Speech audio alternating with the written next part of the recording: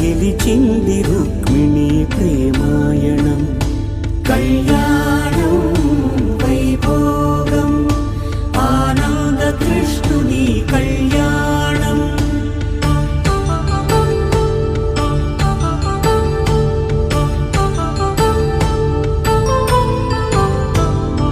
పసిడి కాంతుల్లో పద్మావతమ్మ, పసిప్రాయముల వాడు గోవిందుడమ్మ. విరివలపు ప్రణయాల చెలి మనసు గెలిచాకే కళ్యాణ కళలులికినాడమ్మ. ఆకాశరాజునకు సరితూగు సిరి కొరకు రుణమైన వెనుకాడ